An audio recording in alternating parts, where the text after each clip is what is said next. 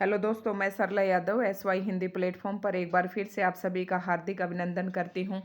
और मैं यहां पर करवा रही हूं PGT एस्टेट का जो अभिव्यक्ति और माध्यम के 3 चैप्टर उनके सिलेबस में दिए गए हैं।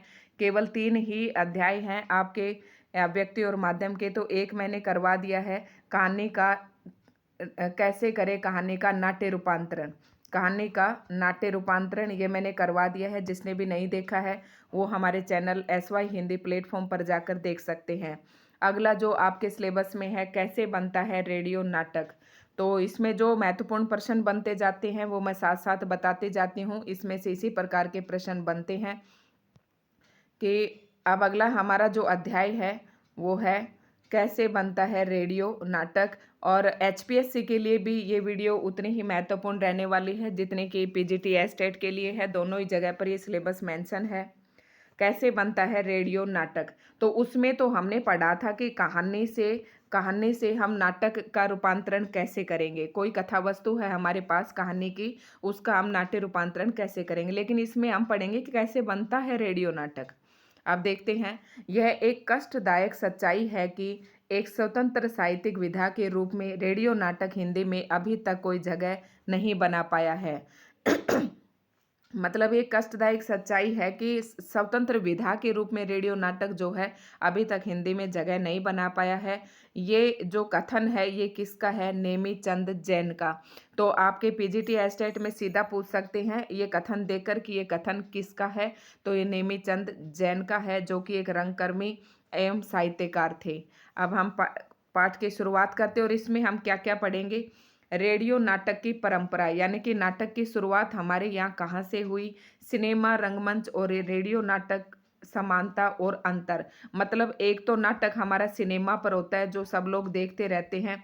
एक रंगमंच, रंगमंच मतलब जो स्टेज पर अभिनीत किया जाता है उसे स्टेज को क्या कहते हैं? रंगमंच कहते हैं। और तीसरा रेडियो, रेडियो का नाटक।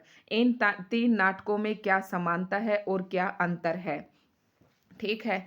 तो रेडियो नाटक में ध्वनि संकेतों की क्या महत्ता है और रेडियो नाटक की अवधि क्या है और उसके पात्र किस प्रकार के होते हैं।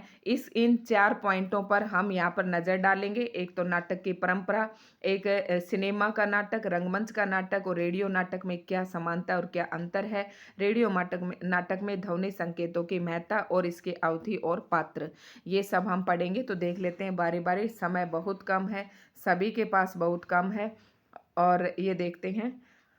आज से कुछ दशक पहले एक ज़माना ऐसा भी था जब दुनिया में न टेलीविज़न था, न कंप्यूटर, सिनेमा हॉल और थिएटर थे। तो लेकिन उनकी संख्या आज के मुकाबले काफ़ी कम होती थी। आपको पता है सबसे पहले जो है रेडियो ही आया था, सिनेमा और थिएटर नहीं थे। और एक आदमी के लिए वे आसानी से उपलब्ध भी नहीं थे। ऐसे समय में घर में बैठे मनोरंजन का जो सबसे सस्ता और सहजता से प्राप्त साधन था वो था रेडियो। रेडियो पर खबरें आती आती थी, ज्ञानवर्धक कार्यक्रम आते थे और खेलों का आंखों देखा हाल प्रसारित होता था। FM चैनलों की तरह गीत संगीत की भरमार रहती थी। मतलब खेलों का आंखों देखा हाल मतलब लाइव प्रसारण भी होता था। FM चैनलों की तरह गीत संगीत की भरमार रहती थी। टीवी धारावाहिकों और टेली फिल्मों की कमी को पूरा करते थे। मतलब ये सारी चीज़ें हम जब कहाँ पर देखते थे? रेडियो पर देखते थे। रेडियो पर आने वाले नाटक भी देखते थे। ठीक है। हिंदी साहित्य के तमाम बड़े नाम साहित्य रचना के साथ साथ रेडियो स्टेशनों के लिए नाटक भी लिखते थे। मतलब हिंदी साहित्य से जो बड़े बड़े नाम जुड़े हुए, जो बड़े बड़े साहित्यकार जुड़े हुए हैं, जो उनकी रचनाएं हैं, वो रेडियो के लिए भी उस समय नाटक लिखते थे। उस समय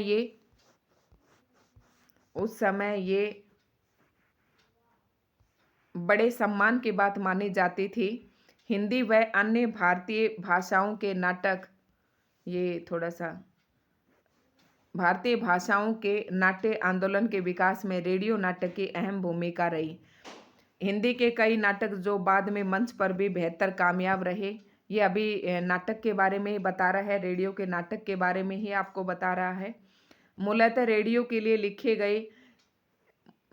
गए थे। धर्मवीर भारती कृत अंधा युग, मोहन राकेश का आषाढ़ का एक दिन इसके श्रेष्ठ उदाहरण है। मतलब जो ये आपसे पूछ सकता है कि अंधा युग किसकी रचना है? धर्मवीर भारती की। ये एक नाटक है। मोहन राकेश का है आषाढ़ का एक दिन। ये श्रेष्ठ उदाहरण है किसके? रेडियो नाटक के। लेकिन फिलहाल हम इस पर ध्यान देंगे कि रेडियो नाटक कैसे लिखा जाता है। ये सब आपको भूमिका बताई है। सिनेमा और रंगमंच की तरह सिनेमा और रंगमंच की तरह रेडियो नाटक में भी चरित्र होते हैं। चरित्र होते हैं, उन चरित्रों के आपसी संवाद होते हैं और इन्हीं से क्या होती है? हमारी कहानी आगे बढ़ती है। संवादों के ज़रिए आगे बढ़ती है कहानी। बस सिनेमा और रंगमंच की तरह रेडियो नाटक में विजुअल दृश्य नहीं होते। मतलब एक मेन बात क्या है कि देखो जो सिनेमा का है समानता बता रहा है, जो सिनेमा का नाटक है, जो रंगमंच का नाटक है, तो इन सभी में क्या होता है? संवाद होते हैं और पात्र होते हैं, चरित्र चित्रण होता है, ये सभी में होता है। और संवादों के माध्यम से ही हमारी जो कहानी है, बातचीत के माध्यम से ही कहानी आगे बढ़ती है। बस सिनेमा और रंगमंच की तरह रेडियो नाटक में विजुअल दृश्य नहीं होते। मतलब और तो सारी ऐसे ही समानता है, बस सिनेमा और रंगमंच पर हम अपनी आँखों से उनके देख सकते हैं, चाहे वो टीवी पर देखें, चाहे स्टेज पर, रंगमंच पर देखें। लेकिन रेडियो नाटक में क्या होता है? दृश्य नहीं होते, केवल आप सुन सकते हैं। और अब अंतर बताया, यही सबसे बड़ा अंतर है। क्योंकि रेडियो कौन-सा माध्यम है? ये सीधा प्रश्न पूछ लेते हैं कि रेडियो एक दृश्य माध्यम है या श्रव्य माध्यम है? तो रेडियो कैसा है आपका? श्रव्य माध्यम है और टेलीविज़न दृश्य माध्यम है। मतलब जिसमें दृश्य दिखाई दे, वो दृश्य और जिसमें सुना जाए वो श्रव्य। रेडियो नाटक तथा सिनेमा या रंगमंच के माध्यम में यही सबसे बड़ा अंतर है। रेडियो पूरी तरह से श्रव्य माध्यम है, इसलिए रेडियो नाटक का लेखन सिनेमा व रंगमंच के लेखन से थोड़ा भिन्न है और थोड़ा मुश्किल भी। आपको सब कुछ संवादों और ध्वनि प्रभावों के माध्यम से संप्रेषित करना होता है। मतलब क्या कह रहा है कि रेडियो के नाटक में केवल हम सुनते हैं, ये एक श्रव्य माध्यम है। तो इनके लिखने में भी जब इसकी कथा वस्तु लिखेंगे तो उसमें भी थोड़ा अंतर होगा, क्योंकि रेडियो में जो भी हम बातें समझते हैं वो केवल ध्वनियों के माध्यम से ही हम समझ पाते हैं। जैसे बारिश होने तो बारिश की सी ध्वनि आपको सुनाई देगी। यहाँ आपकी सहायता के लिए न मंच सज्जा तथा वस्त्र सज्जा है और न ही अभिनेता के चेहरे की भावभंगिमाएं। मतलब क्या है कि रेडियो के नाटक में ना तो मंच सज्जा होती है, ना ही वस्त्र सज्जा होती है और न ही वहाँ पर कोई अभिनेता है, उसकी चेहरे की हाव भाव आपको दिखाई देंगे। केवल आप सुन सकते हैं, वरना बाकी सब कुछ वैसा ही है जैसा एक कहानी। कहानी का वही ढांचा, शुरुआत मध्य अंत, इसे यूं भी कह सकते हैं परिचय, द्वंद्व या और समाधान। मतलब सबसे पहले क्या होगा? आपका परिचय करवाया जाएगा, फिर कहानी में क्या होगा? द्वंद्व होगा और फिर क्या होगा? लास्ट में उसका समाधान होगा। कह रहे ये सब तो समानताएं हैं, लेकिन बस उसमें दृश्य नहीं दिखाए जाते, मंच सज्जा नहीं होती। परिचय, द्वंद्व और समाधान, बस ये सब होगा आवाज के माध्यम से। कहानी की विस्तृत जानकारी आपको कथा लेखन और नाट्य लेखन के अध्यायों से मिल ही गई होगी। सबसे पहले बारी आती है कहानी चुनने की। देखो आप, हम पढ़ रहे हैं कि कैसे लिखेंगे रेडियो नाटक। तो रेडियो का नाटक लिखने के लिए सबसे पहले हम कहानी का चुनाव करेंगे। पॉइंट नंबर 1, आप याद बात करते जाना, मैं एक एक यहाँ बता रही हूँ, आप अपने नोट्स भी बना सकते हो। सबसे पहले कहानी का चुनाव करेंगे। नंबर 1, कहानी आपकी मौलिक हो या चाहे किसी और स्रोत से ली हुई हो, उसमें निम्न बातों का ध्यान जरूरी होगा। मतलब जब आप कहानी का चुनाव करेंगे तो निम्नलिखित बातों का ध्यान रखेंगे। कहानी ऐसी न हो जो पूरी तरह से एक्शन अर्थात हरकत पर निर्भर करती हो। मतलब हरकत वाली कहानी नहीं होनी चाहिए, क्योंकि ये एक श्रव्य माध्यम है। क्योंकि रेडियो बहुत ज़्यादा एक्शन सुनाना उबाऊ हो सकता है। मान लीजिए आपकी पूरी कहानी का आधार पीछा करना है। अपराधी अपराध करके भाग रहा है, पुलिस उसके पीछे लगी है और बीच बीच में दिलचस्प नाटकीय घटनाएं घटती हैं। अब सिनेमा में इसे बड़ी खूबसूरती से पेश किया जा सकता है, लेकिन रेडियो में ये कथानक शायद अपना पूरा असर दिखाने में कामयाब न हो, क्योंकि सिर्फ आवाज़ों की मदद से आप अपराधी और पुलिस की भागदौड़ से पैदा होने वाले रोमांच का रोमांच का सृजन नहीं कर पाएंगे। या मान लीजिए आपकी कहानी क्रिकेट या फुटबॉल जैसे खेल के इर्द-गिर्द बुनी हुई है। अब इस पर अच्छा सिनेमा तो बन सकता है, लेकिन रेडियो नाटक नहीं। इसलिए कहानी का चुनाव अपने माध्यम से समझते हुए करना चाहिए। जैसे सिनेमा, अगर हम टेलीविज़न पर यही चीज़ देख रहे हैं, सिनेमा पर देख रहे हैं, तो चोर आगे-आगे है और पुलिस उसके पीछे-पीछे भाग रही है, तो ये दृश्य तो हमें बहुत अच्छा लगेगा। लेकिन रेडियो में हम कितनी देर सुन सकते हैं? तो यही कह रहा है कि थोड़ी-सी कहानी का चुनाव हमें सोच समझ कर करना है, क्योंकि रेडियो हमारा एक श्रव्य माध्यम है। दूसरी बात, पहली बात बता दी कहानी का चुनाव। नंबर 2 पे दूसरी बात बता रहे हैं। दूसरी बात क्या होगी? आमतौर पर रेडियो नाटक की अवधि 15 मिनट से 30 मिनट होती है। मतलब रेडियो की जो अवधि होती है नाटक की, वो 15 से 30 मिनट होती है। इम्पोर्टेंट है, नोट कर लेना, इसी प्रकार के प्रश्न पूछे जाते हैं। उसके 2 कारण हैं। श्रव्य माध्यम में नाटक या वार्ता जैसे कार्यक्रमों के लिए मनुष्य की एकाग्रता की अवधि 15 से 30 मिनट होती है। मतलब जो चीज़ आपको दिखाई नहीं जा रही, अगर सुनाई जा रही, तो आप 15 से 30 मिनट ही एकाग्र होकर उस कहानी को सुन सकते हैं, इससे ज़्यादा नहीं। दूसरे सिनेमा या नाटक में दर्शक अपने घरों से बाहर निकलकर किसी अन्य सार्वजनिक स्थल पर एकत्रित होते हैं। ठीक है? इसका मतलब वो इन आयोजनों के लिए एक प्रयास करते हैं और अनजाने लोगों के एक समूह का हिस्सा बनकर प्रेक्षागृह में बैठते हैं। मतलब क्या कह रहा है यहाँ पर कि दूसरा बात क्या, ये तो नाटक की बात बता दी। अब कह रहा है कि सिनेमा या नाटक में दर्शक क्या करते हैं। मतलब आप सिनेमा देखने गए या नाटक देखने गए, तो आप अपने घर से बाहर निकलेंगे, कहीं सार्वजनिक जगह पर इकट्ठे होंगे, सभी लोग मिलकर देखेंगे। अंग्रेजी में इन्हें कैप्टिव ऑडियंस कहते हैं, अर्थात एक स्थान पर कैद किए गए दर्शक। ठीक है? जबकि टीवी या रेडियो ऐसे माध्यम है कि आमतौर पर इंसान अपने घर में अपनी मर्जी से इन यंत्रों पर आ रहे कार्यक्रमों को देखता या सुनता है। अब आपके घर में टेलीविज़न भी है और रेडियो भी है। जब आपका मन कर रहा है, जब आप ऑन कर लेते हैं, जब मन कर रहा है नहीं कर रहा। लेकिन सिनेमा देखने के लिए तो भैया आपको थिएटर में जाना पड़ेगा, सबके साथ वहाँ देखना होगा। ये बात यहाँ पर बताई गई है। तो आपसे ये पूछते हैं कि कैप्टिव ऑडियंस किसे कहा गया है? तो कैप्टिव ऑडियंस होते हैं एक सार्वजनिक जगह पर जो लोग इकट्ठा होकर देखते हैं, उसे कैप्टिव ऑडियंस कहते हैं। सिनेमा घर या नाट्यगृह में बैठा दर्शक थोड़ा बोर हो जाएगा, लेकिन आसानी से उठकर जाएगा नहीं। ठीक है? पूरे मनोयोग से जो कार्यक्रम देखने आया है देखेगा, जबकि घर पर बैठकर रेडियो सुनने वाला श्रोता मन उचटते ही किसी और स्टेशन के लिए सुई घुमा सकता है या उसका ध्यान कहीं और भी भटक सकता है। इसलिए अमूमन रेडियो नाटक की अवधि छोटी होती है। तो रेडियो नाटक की अवधि 15 से 30 मिनट रखने के पीछे ये इतने सारे कारण आपको बताए हैं। पहला क्या था कि पहला क्या बताया इन्होंने कि कहानी का चुनाव कैसे करेंगे। दूसरा क्या बताया, रेडियो नाटक की समय अवधि बताई आपको। फिर उसके बाद क्या है आपका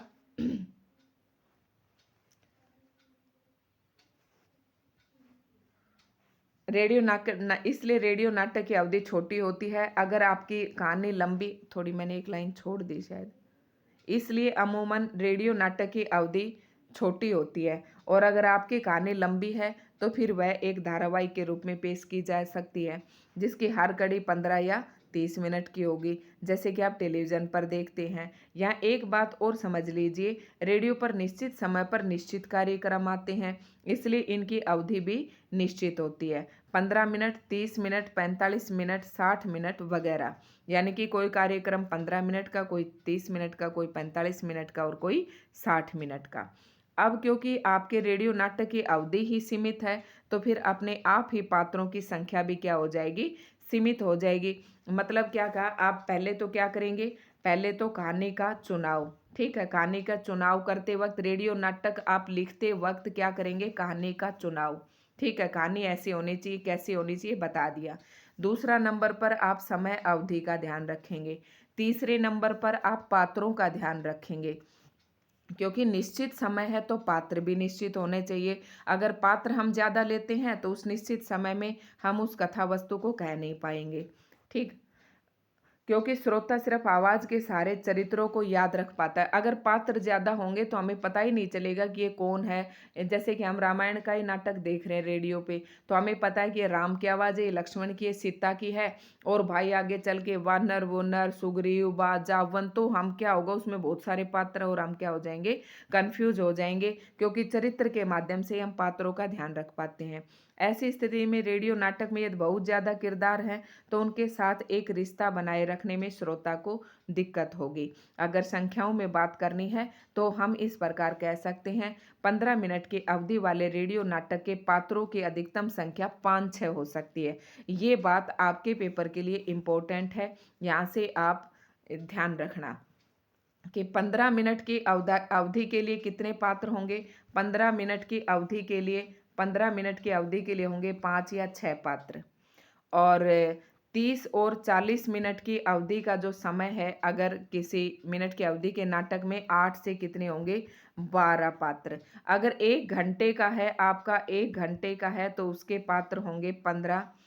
उस अगर 1 घंटे या उससे ज़्यादा अवधि का रेडियो नाटक लिखना ही पड़ जाए तो उसमें 15 से 20 भूमिकाएं गढ़ी जा सकती है। 20 यानी कि 15 से 20। तो ध्यान रखना, 15 मिनट वाले में 5-6, 15 से 5-6, 30-40 वाले में इसका डबल कर देना 8 से 12, और 1 घंटे में 15 से 20।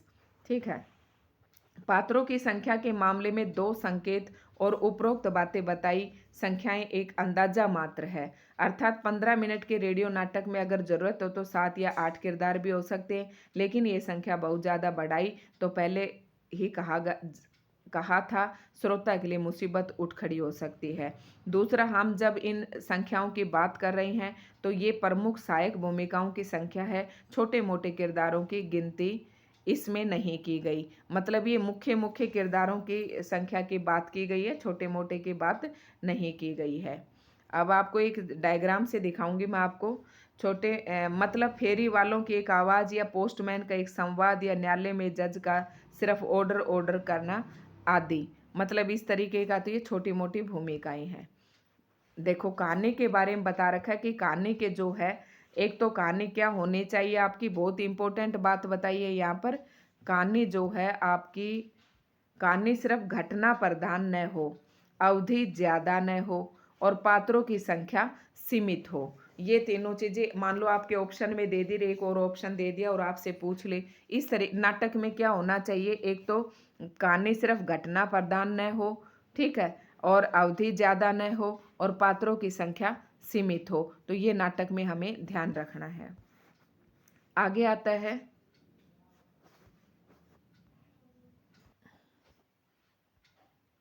तो हमने देखा कि रेडियो नाटक के लिए कहानी का चुनाव करते समय हमें 3 मुख्य बातों का ख्याल रखना है। कहानी सिर्फ घटना प्रधान न हो, उसकी अवधि बहुत ज़्यादा न हो, धारावाहिक की बात दीगर है, पात्रों की संख्या सीमित हो। ये 3 बातों का हमें कहानी का चुनाव करते वक्त ध्यान रखना है। अब अब आती है बारी रेडियो नाटक लिखने की। जैसा कि पहले भी जिक्र हुआ था, मंच का नाट्यलेख, फिल्म की पटकथा, रेडियो नाट्य लेखन में काफ़ी समानता है। सबसे बड़ा फर्क यही है कि इसमें दृश्य गायब हैं। उसका निर्माण भी ध्वनि प्रभावों और संवादों के जरिए करना होगा। यहाँ एक बात और समझ लीजिए, ध्वनि प्रभाव में संगीत भी शामिल है। अपनी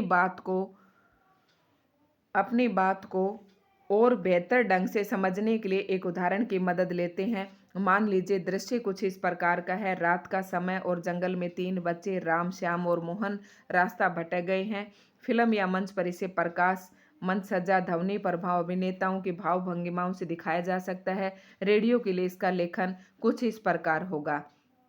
तो इसका एक आपको एग्जाम्पल दे रखा है। कट यानी कि पहला हिस्सा, जंगली जानवरों की आवाज़, डरावना संगीत, पदचाप मतलब पैरों की आवाज़। तो ये है राम श्याम मुझे डर लग रहा है, ये इनका संवाद हो रहा है। ठीक है, ये आपको एक सैंपल दिखाया है कि किस तरीके से एक रेडियो का नाटक लिखा जाना है। ठीक है, तो इसको पढ़ने की शायद कोई ज़रूरत नहीं है। मतलब एक जंगल है, उसमें 3 मित्र है। मोहन रास्ता भटका दिया, अब बहादुरी दिखा रहा है। ठीक है, ये देख लेते हैं आगे। वो हमारे इतने काम की चीज़ नहीं, ये संवाद जो अगर आप पढ़ना चाहे तो इसे पढ़ सकते हैं।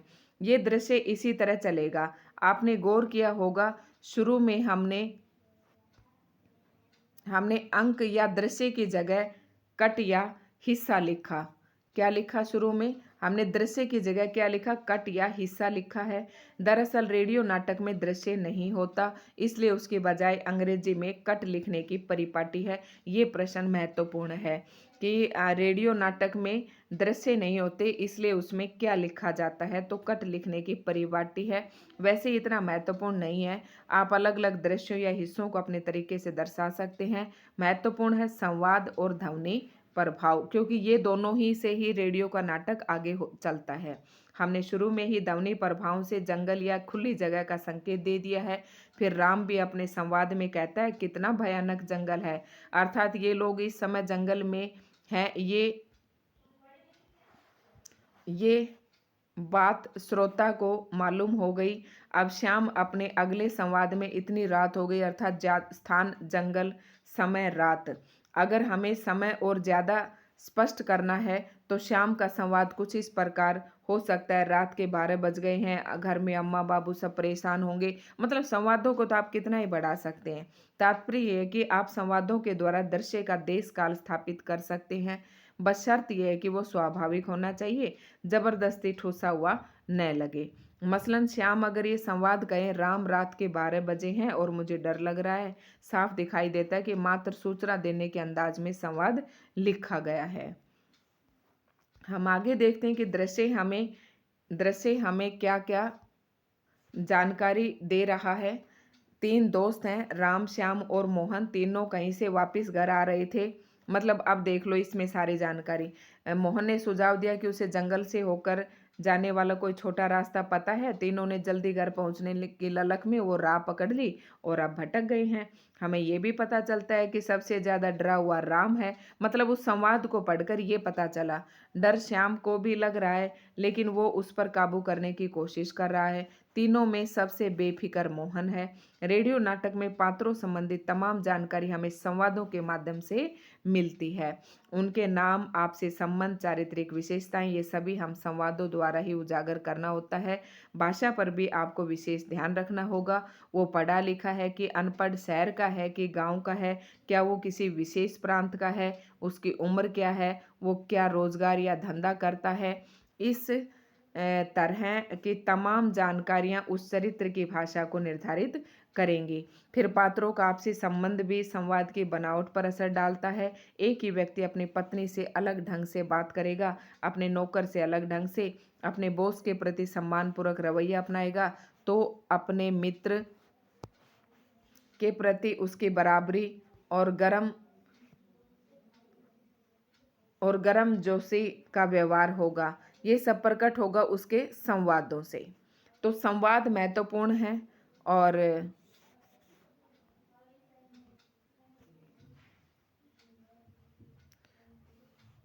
ये सब प्रकट होगा उसके संवादों से।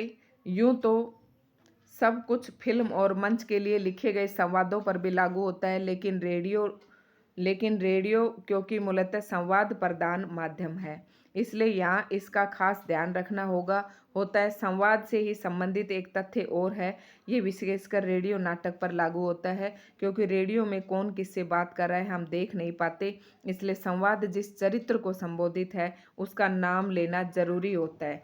मतलब संवाद में ये क्या है, हम जिससे बात करें उसका नाम लेंगे, अरे मोहन तुम ऐसे कर रहे हो, मतलब नाम लेना जरूरी होता है। खास तौर पर जब दृश्यों में 2 से अधिक पात्र हों। इसके अलावा रेडियो नाटक में कई बार कोई पात्र विशेष जब कोई हरकत, कोई एक्शन करता है तो उसे भी संवाद का हिस्सा बनाना पड़ता है। उदाहरण के लिए हमारा चरित्र पार्क में है, मतलब कोई आदमी वो पार्क में है और उसे बेंच पर बैठना है, तो उसका संवाद कुछ इस तरह का होगा, कितनी गर्मी है आज पार्क में, चलो कुछ देर तक इस बेंच पर बैठ जाऊं, और वह आके धवने करता बेंच पर बैठ जाता है। इस तरीके से हम संवाद लिखेंगे। उपरोक्त लिखी बातों को और बेहतर ढंग से समझने के लिए हम जगदीश चंद्र माथुर जी के नाटक के एक अंश को रेडियो नाटक में रूपांतरित करते हैं। कौन सा है ये? जगदीश चंद्र बसु जी का नाटक के एक अंश को हम यहाँ दर्शाया गया है। देखते हैं कौन सा है। हास्य भाव को पेश करने वाला संगीत मध्यम पड़ता है। अधेड़ उम्र के बाबू राम स्वरूप का स्वर उभरता है। बाबू अब धीरे धीरे चल, लकड़ी के तख्त की दीवार से टकराने की आवाज़। अरे अरे, एक तख्त बिछाने में ड्राइंग रूम की सारी दीवारें तोड़ेगा क्या? अब तख्त को उधर मोड़ दे। अरे बस बस, बिछा दो साहब। तो भाई पीजीटी वालों के लिए सब कोई भी इतना महत्व का नहीं है। जो बातें मैंने आपको बता दी वो सारी महत्व की हैं, और ये आप पढ़ लेना कि कैसे कहानी का चुनाव करेंगे, कैसे संवादों का ध्यान रखेंगे, नई पात्रों का ध्यान रखेंगे, और क्या हमारी समय सीमा होनी चाहिए। ये सब हमारे लिए एक महत्वपूर्ण बात है। और हो सकता है भाई कोई रेडियो नाटक लिखना आ जाए, लेकिन पीजीटी में तो ऑब्जेक्टिव है, एचपीएससी वालों का कुछ कह नहीं सकते, कुछ भी पूछ सकता है। ये दृश्य इसी तरह चलेगा। अब देखा जाए तो नाटक के आलेख, रेडियो के आलेख में कोई खास फर्क नहीं आएगा, लेकिन कुछ छोटे छोटे अंतर हैं, और यही अंतर रेडियो नाटक के लिए काफ़ी महत्वपूर्ण बन जाते हैं। हम बताएं, इससे बेहतर होगा आप स्वयं ही दोनों दृश्यों की तुलना कीजिए, दोनों आलेखों में क्या क्या अंतर है इन्हें खोजिए, ये भी समझने की कोशिश कीजिए कि अंतर क्यों है। तो ये था हमारा पाठ, और ये था एक बार आप सबके सामने आपको दिखाना था। इसमें क्या कहा गया कि दृश्य श्रव्य माध्यम की तुलना में श्रव्य माध्यम क्या सीमाएं हैं, ये सारी सीमाएं हमने आपको बताई थी। तो ये था हमारा आज का अध्याय कि कैसे लिखे रेडियो नाटक। रेडियो नाटक लिखते हुए सबसे पहले हम कहानी का चुनाव करेंगे, फिर कहानी का चुनाव करने के बाद हम पात्रों का चुनाव करेंगे, पात्रों की संख्या कितनी होनी चाहिए, समय अवधि के हिसाब से हम कहानी लिखेंगे, और समय की अवधि का चुनाव करते वक्त हम पात्रों का भी ध्यान रखेंगे, बहुत ज़्यादा पात्र नहीं होने चाहिए, ठीक है। और क्योंकि वहाँ पर दिखाया नहीं जाता, इस तरीके से आप इन्हें लिख सकते हैं। एक मैं यहाँ से पढ़ रही थी, कई बार यहाँ से प्रश्न पूछ लेते हैं। नाट्य आंदोलन के विकास में रेडियो नाटक की अहम भूमिका रही है। सिनेमा और रंगमंच की तरह रेडियो एक दृश्य माध्यम। ये जो हमने अब तक पढ़ा है ना, उसके कीवर्ड्स हैं, अगर आप ये भी पढ़ लेते हैं तो यहाँ से भी आपका प्रश्न बन जाता है। रेडियो की प्रस्तुति संवादों और ध्वनि प्रभावों के माध्यम से होती है। फिल्म की तरह रेडियो में एक्शन की गुंजाइश नहीं होती। चूंकि रेडियो नाटक की अवधि सीमित होती है, इसलिए पात्रों की संख्या भी सीमित होती है।